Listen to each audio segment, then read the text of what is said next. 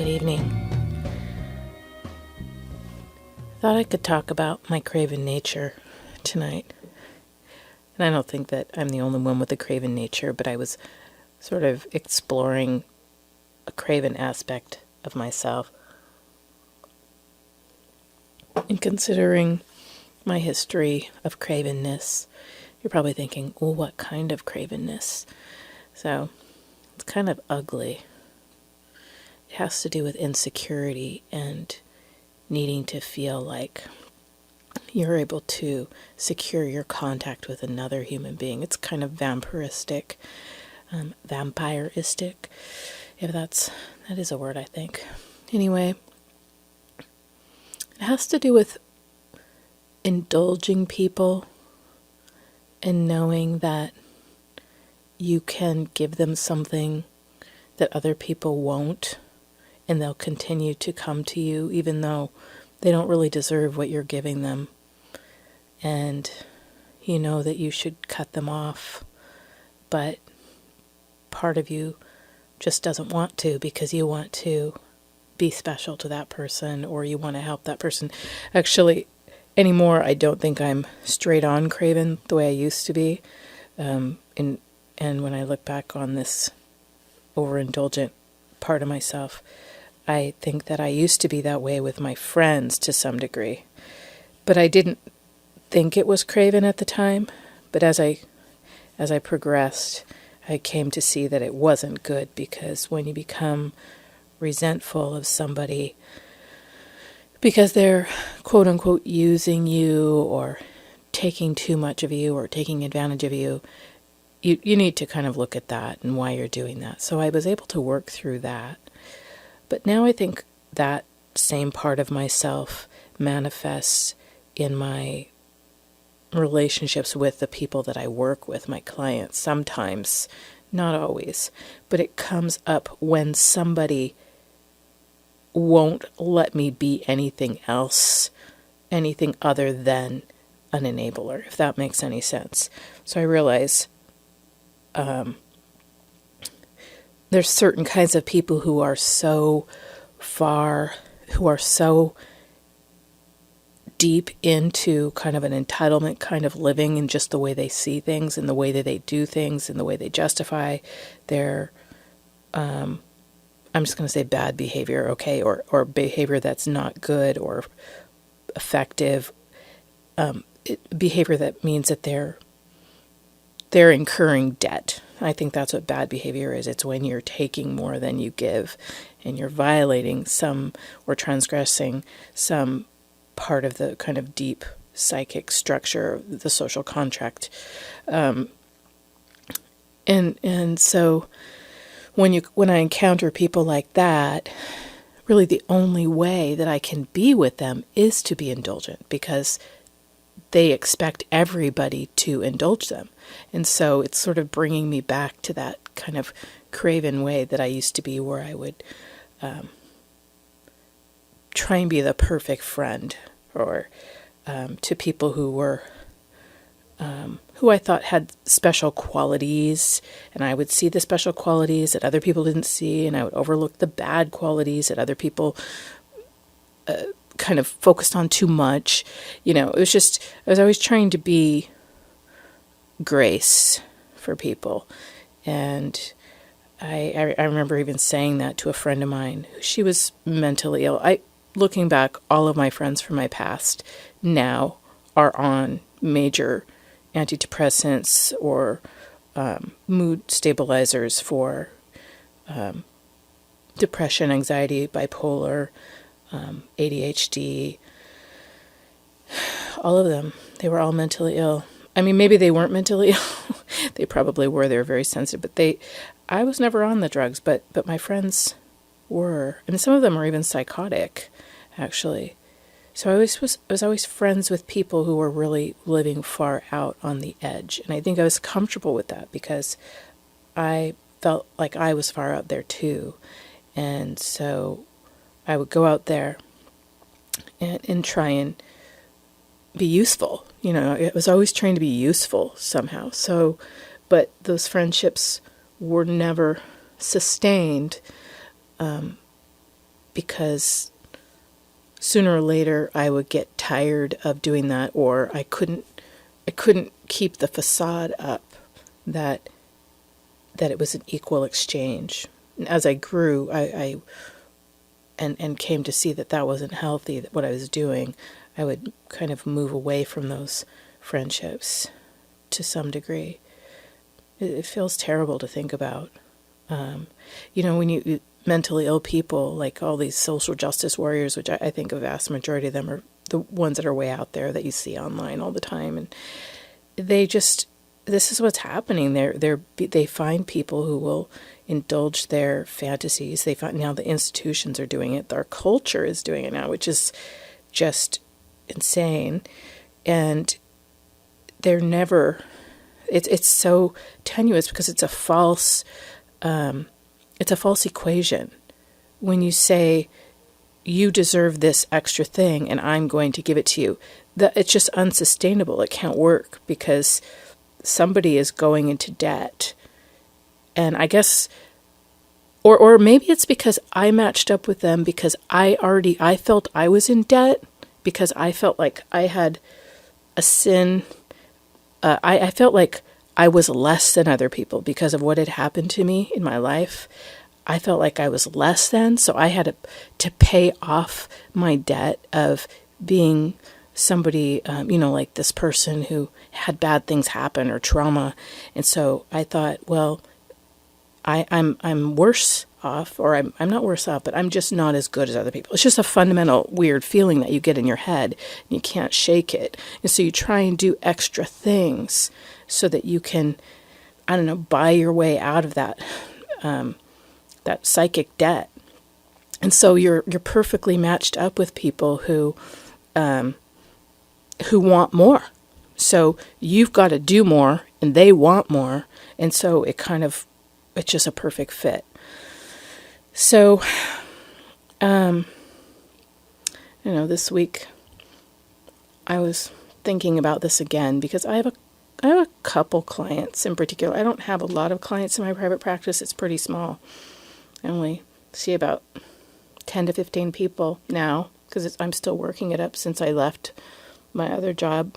It takes a long time to build up a private practice, and I don't take insurance.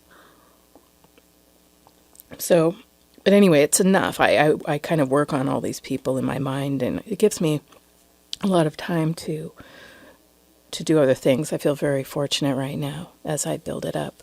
Anyway, so what I'm trying to say is it gives me time to really conceptualize and think about my clients. If I had, 40 people, I don't know how people see 40 people a week, but, that's, everybody's different. But anyway, so earlier this week, I had seen one of my newish people, a woman. I don't know, I'm trying to think if I can disguise her. She's basically, 30-something. I really took to her immediately because she's extremely gregarious and shines brightly. Has a lot of charm and charisma and humor and passion, and she's a sumptuous human being. She is a truly sumptuous being. She has an overindulgence problem. She has a hard time controlling herself around any kind of intake into her life, whether it was around her appetites, any kind of appetite or compulsion. That's what her problem is. That's out of control in her life. And it manifests in a way that can't be denied or ignored. I mean, it's something that other people can see. She's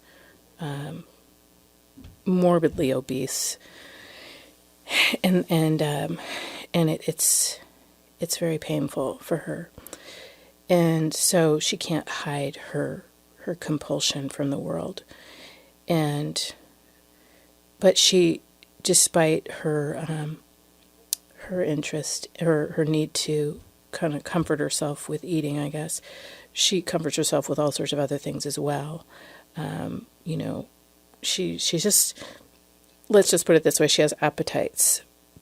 And so she's But she's been suffering so much since she came to me. And she's been suffering because at the age that she's at, she's really wanting to have the kind of life where, the typical, or I guess the old style typical life of settling down with somebody that she can really get to know and love and, have the house and maybe some kids.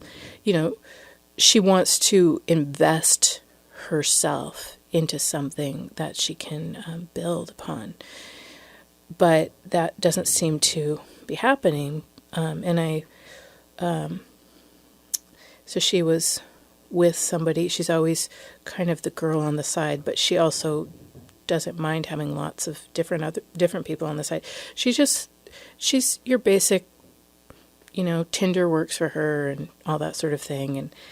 But she's so funny, and the way she talks about all of her experiences, she entertains. She pulls her weight in the session, let's put it that way, by entertaining. And, I find myself wanting her to be able to get everything that she wants, right? I want that for her because I think she's so wonderful. I like her. And so because I like her, I want her to have more. But it's almost like I start to think my will can change the way her life and her actions create her life for her. So as if I have anything to do with that. Do you know what I mean? My wish. And like if I can see it in my mind with her, we can sort of catalyze her vision and her dream and make it real, even though her life really hasn't built up to it at all.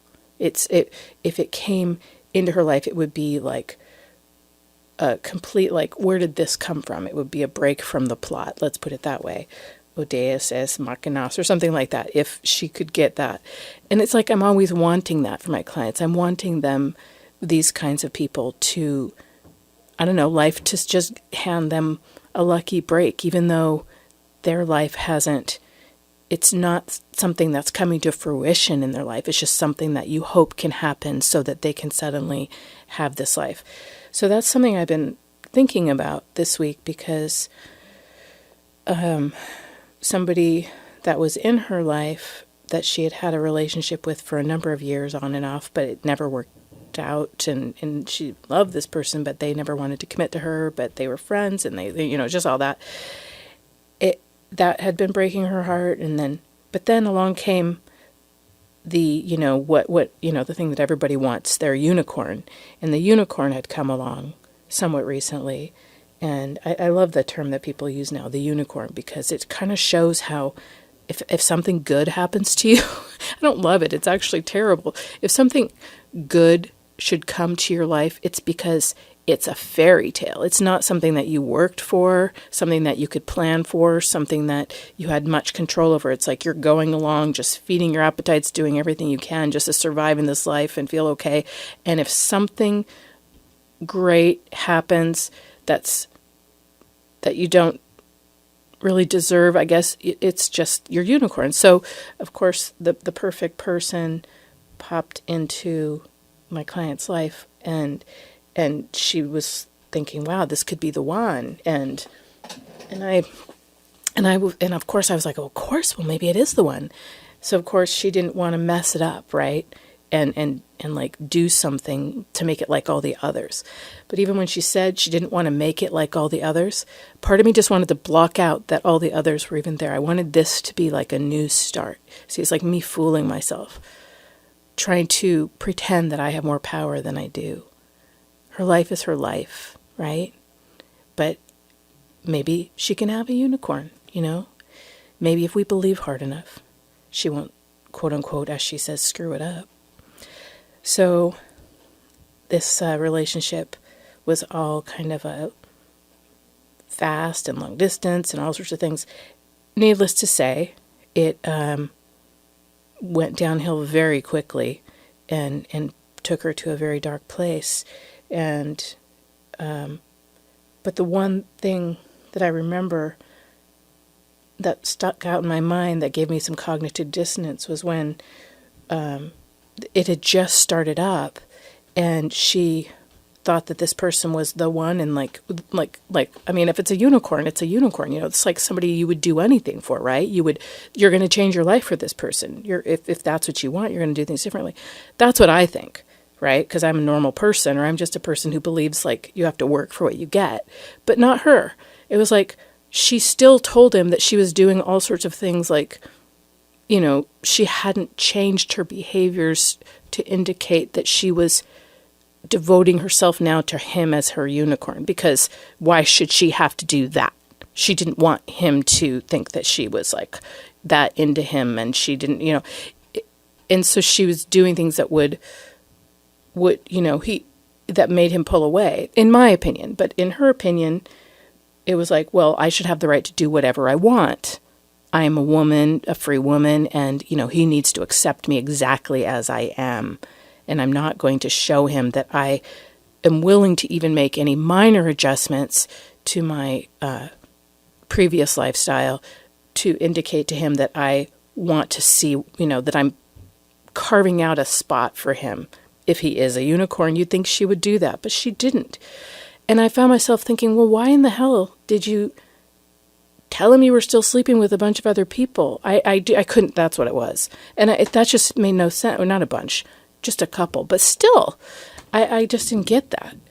So then I thought, I wished I could just tell her, this person you say is a unicorn he's more of a traditional type. This person you describe as being a different kind of person, and that's why he's a unicorn. He's apparently, a straight up kind of guy, more committed, the kind of person you want to take home to your parents and all this. Did you think that kind of behavior would be the kind of thing that he would want? I guess that's my traditional side coming out. Not even traditional, it's just my realist side coming out. If I found somebody who was a unicorn, I would be like, what can I do? I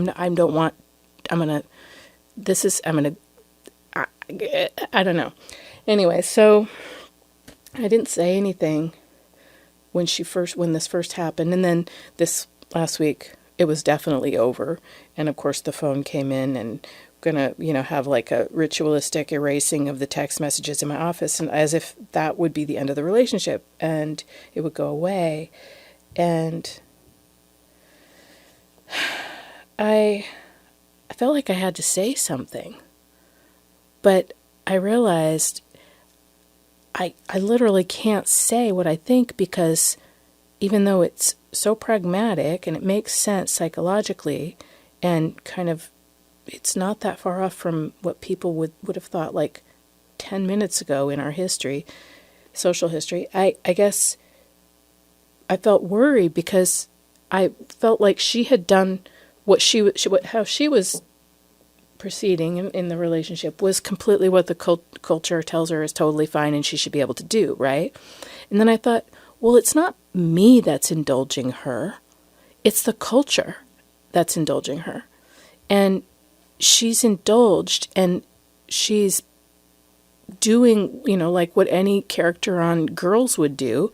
And she's, I guess she needs to live with the consequences of that. But the thing is, when the culture indulges people, it doesn't really tell you what the upshot of that indulgence is going to be. It acts as if there's not going to be any upshot at all, or meaning no consequences. And so when I have to point out the consequences, it looks as if I'm retrograde. But it's like I want my clients to grow and to have realistic expectations in their lives. But if the culture is telling them this is okay, then it puts me in a really weird position. So anyway, we talked a little bit, because I was thinking, well, what went wrong? I thought this person was so into you. And I did mention, well, maybe it was, there was when he realized that there wasn't any change on your side as far as like your relationships with other people, he kind of felt differently. And she did notice that. She said he did seem to draw back and seem surprised that she was still with a bunch of other people. I'm saying a bunch. It's just, I don't know how many it is. So, anyway, I'm kind of hoping that this is making sense. But it's confusing, It's confusing for people, I think, today, that they're being told that they can do whatever they want, like spoiled children, but then they are surprised when they're not getting what they would want later on, when their desires change. They can't necessarily have what they want. And I think that most people would do better probably with some sort of intimacy in their life, a real relationship where there's some level of commitment. I think that the vast majority of people grow from that. I'm not saying that it's easy, but consider the alternatives of just sort of going from person to person to person. I think that you don't really learn and grow, and you don't reap the same kind of rewards that are kind of sustained and like it's not like it's like you make a relationship grow with one person or whatever. You have a history. You have something that's real and tangible. But when your relationships are all about just sort of surface pleasure, I don't think that they can fulfill you in the same way. But here again, I'm being incorrect by saying that, but I just think it's true. Anyway, so my client was so sad, and she, was feeling the worst ever when she was, and I couldn't make that bad feeling go away. That's the hardest thing about this work, because I always say, oh, well, if you're feeling the feelings, that's great. That means you're getting stronger, and that's good. But how true is that when the person keeps doing the bad thing? That's like me saying, oh, you stick your hand in the fire again, and that's so great, you're feeling the pain. I have to be able to help them distinguish between healthy pain and moving through pain and pain that they just are inflicting upon themselves. But they don't think it should cause pain because they think it's a neutral activity. So it's very tricky. So as I was thinking about this client and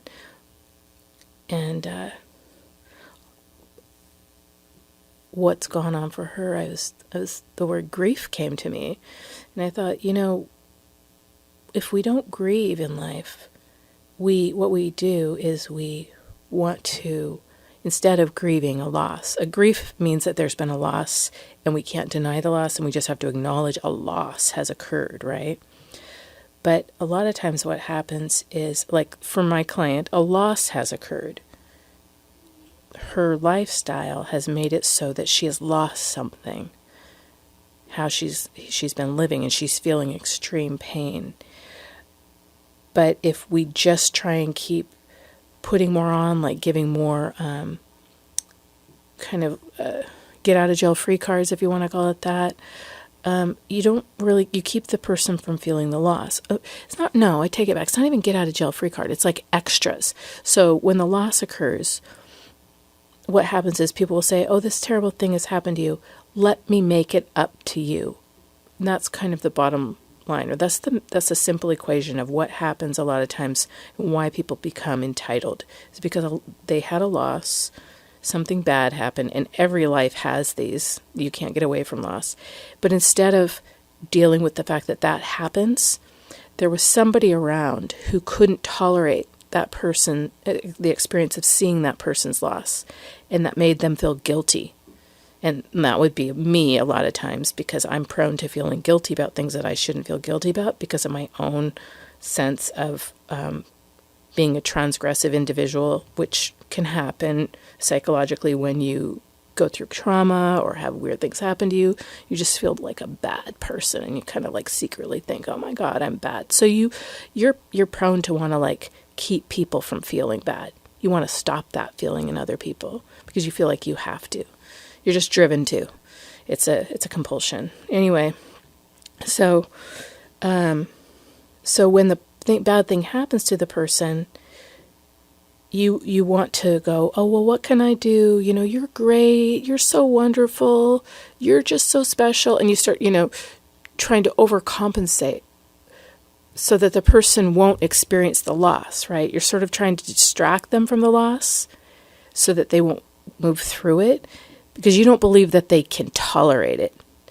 And so, it's a lack of faith is what it is. And so you start to, give them extra. You say, and our culture does this all the time too, with people who are living off of the guilt of others. That's a big part of the social justice warrior culture. And it's very easy to do, to find people who feel guilty, and then the people who feel like something bad has happened to them will say, you must give this. It just happens. Like I said, it's natural. But it should be avoided if possible, because it doesn't help the person. It doesn't help either party to get better. It's very bad, actually. It doesn't. It's a lie. Anyway, so and it also. Yeah. Anyway, so my client, the grief that she could have would be, she's not getting what she wants because she hasn't made room in that for her life, because she hasn't been able to. Maybe she just couldn't, but she had other issues going on in her life, and so she didn't make room for the kind of relationship that she wants, because she wanted to do things a different way. And so, even she could just have a loss of that lifestyle that she wished that she had lived. It doesn't mean that there has to be a bunch of blame. It's just what it is. There's a loss there. So the trick, I think, for me is to let her grieve, and to not let her think that a unicorn is going to come and the loss is going to go away. And I could be the unicorn. We could think that another person is going to come into her life and be the unicorn. Some great thing is going to happen that's going to be your unicorn. I mean, unicorns do appear. I'm not saying that they don't, but we should consider, what is this wish for the unicorn? And I think it's a wish to reverse life events, and to not deal with grief, and to not grow, and to stay as one who hasn't experienced the loss, to deny the loss. So that's what I've been thinking about.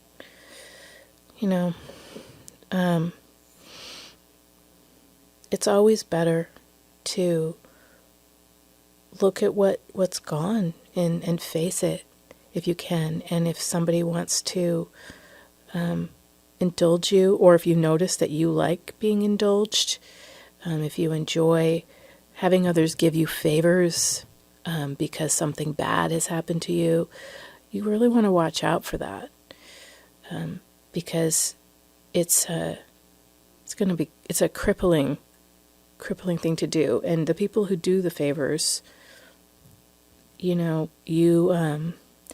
they can be very good at it and make you think that they really love doing it and they enjoy it, and it's their highest calling to give you everything that you want. But take it from somebody who has done that, and that would be myself.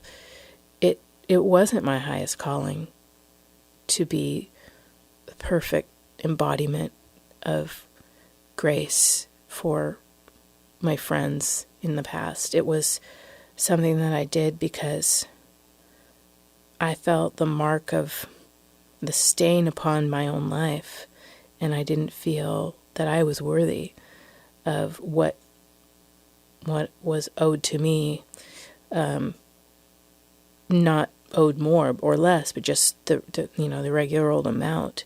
It's kind of sad when you think about it. So in a way, by giving them extra and inflating them, what I was hoping to get from them was love and I was hoping that they wouldn't leave me and abandon me because I was the great friend who was helping to indulge them, you know. Yeah, I had many friends like that. Anyway, this latest client who's feeling so sad, I would say she probably falls into that category. I should have known right away when she walked in my office, because she had all the qualities that I am drawn to. I guess you would say that she might be kind of marketably narcissistic, you know, just out there and funny. And so, you know, sometimes when people are like that, larger than life, you know, you want to give them extra. You want to say, you know what, you're so perfect and crazy. It's okay, you know. You don't have to pay the price like everybody else. You don't have to pay the piper like everybody else has to pay. You want to, I don't know, like it's very narcissistic of me to think that I could be in a position to give her that, to change the equation of her life and her life experiences. So, there was that. I'm trying to think, how long have I been talking? Well, this is kind of long. So, but I do think that this is something that is happening in general in the culture. Like I said, I think actually I wrote a bunch about this to one of the people who commented on the blog. I don't know how to say your name, Freya Moon. And by the way, there have been some great comments here. I call it a blog, the channel. And I'm so appreciative of the comments that people made, because they really did make me feel like not alone with this project. And I really think that this is a time of feeling very alone, and I felt very alone in life, but now I feel legitimately underground, if that makes any sense. I feel like I was always sort of underground, but now everybody's talking about it, and it's very clear that people who hold certain ideas or opinions are not allowed to voice them, and I'm really trying to wrap my head around that. And maybe that's why I feel like I'm indulging people, because not just this one client, but in general, like everybody who comes into my office is, I'm, you know, this person that I symbolize the bad in the world right now, because I am, you know, would be lumped in with those people who voted for Donald Trump, I guess. So, and it's such a strange thing to have these folks coming in who I feel have been very indulged by the culture. All of them, all of the ones who just assume that they know exactly what's happening. They didn't, you know, just reading the mainstream news, they would feel that they are in the right to feel the way they do. I understand that, but it's hard to be there. Emotionally, I try and do it, and I think I'm doing okay, but I think it wears me down a little bit. It's hard to be there emotionally for people who are talking about how terrible the world is because of, you know, these people who voted for Trump and Trump. So it's, I think it's doing a bit of a number on my head. I'm trying to figure out how to manage with that. I don't know the answer yet, and I need to figure it out. I really do. I'm not feeling very stabilized or centered tonight. because it's just a lot, I think I should probably stop looking at Twitter. I have reduced my time on there, but I've never really been a Twitter person until this whole campaign thing right at the end, and now I see how much is going on, and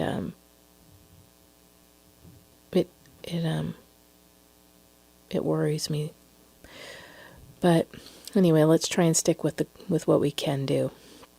And that is not indulging yourself and trying, if you can, to notice when you're overindulging others. And I think it's just the weirdest thing that I'm even talking about this, but the reason why is because it seems like such an innocent thing to do, right? But it's not. It really isn't. I think it weakens us somehow, and it makes us into liars. And I mean, I'm kind of lying when I sit there with my client and I can't say to her what I really think, because I need to make her feel like she hasn't done anything at all wrong.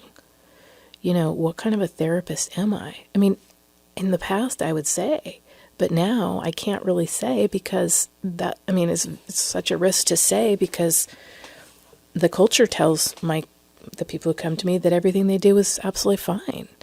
So I have to figure out a way to tell people that I guess the eternal rules need to be re-explored. I do try and do it. I'm not saying that I don't, but I need to, every time I do it, I need to say it in such a way that it won't set somebody off or trigger them. And so it's somewhat tricky. I'm starting to say a lot.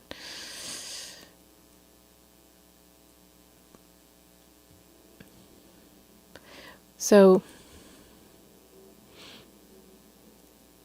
back to this. If there's a grief, know that there will be a desire, or a grief from loss. There will be a desire to undo that loss by overindulgence. And you can look around in the world and you'll see it everywhere. I'm just trying to kind of bring this down, boil it down.